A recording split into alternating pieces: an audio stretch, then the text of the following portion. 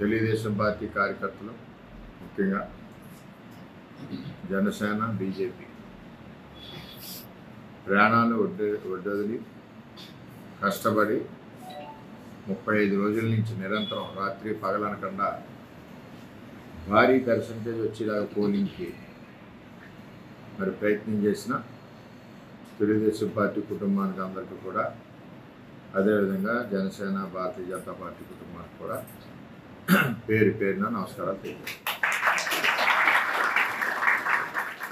అన్నింటికంటే ముఖ్యంగా ప్రజలందరూ కూడా ఉదయం 6:30 నుంచే లైన్లో ఉండి ఈ దుష్ట పరిపాలన తరిమి కొట్టాలి, చంద్రబాబు పవన్ కళ్యాణ్ బీజేపీ కూటమిని గెలిపించాలన్న ఒక ఆలోచనకి నిర్ణయానికి వచ్చేసాయి.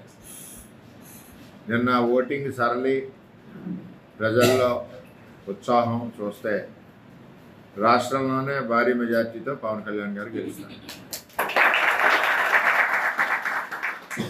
ఇక్కడ కూడా తెలుగుదేశం పార్టీ పునాదుల నుంచి బలంగా ఉంది. తెలుగుదేశం పార్టీ బలాన్నంతా మొత్తం జనసేన పార్టీకి ఎక్కడా కూడా ఇంచు కూడా వదలకుండా, ఒక ఓటు కూడా వదలకుండా ట్రాన్స్ఫర్ చేయడం అన్ని కులాల నుంచి కూడా.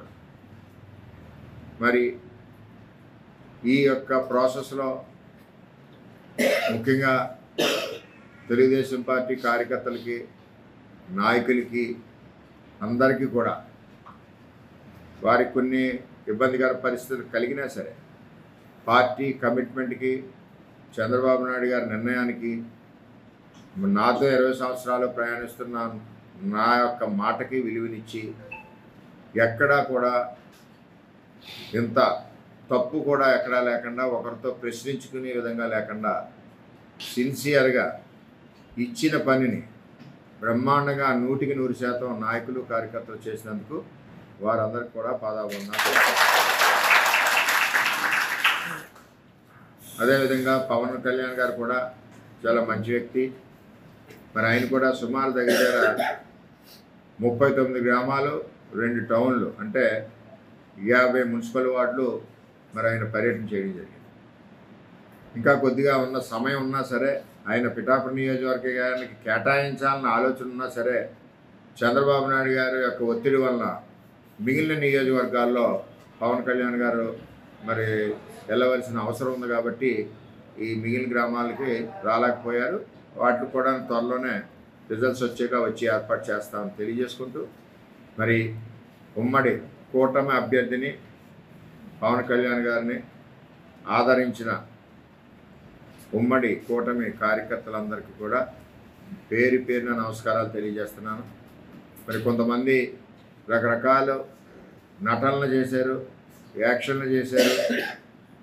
ఇక్కడ 5 ఏళ్ళు లేకపోయినా నేను ఇక్కడే ఉన్నానని చెప్పారు.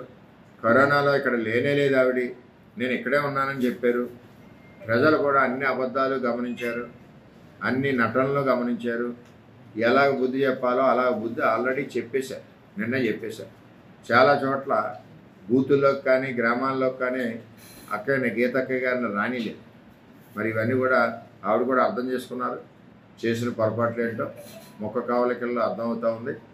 ఏది ఏమైనా మనం 20 సంవత్సరాల నుంచి కష్టపడి ప్రజలకే మరి ఆసటగా అండగా నిలిచాం.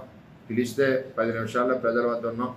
అందరు నాయకులు నాతో పాటుగా రేపు కూడా రాబోయే రోజుల్లో కూడా ఎవరికి ఏది అవసరం వచ్చినా, ఎవరికి ఏది కష్టం వచ్చినా నిరంతరం వర్మ మరియు మా నాయకులందరూ కూడా అందుబాటులోనే అండగానే ఉంటారని చెప్పి ప్రజలందరికీ తెలియజేస్తూ, నిన్న చక్కగా సహకరించిన ప్రజలకి, కార్యకర్తలకి, తెలుగుదేశం పార్టీ కుటుంబానికి, జనసేన పార్టీ కుటుంబానికి, బీజేపీ కూటమి కుటుంబానికి అందరికీ కూడా పేరు పేరున నమస్కారాలు.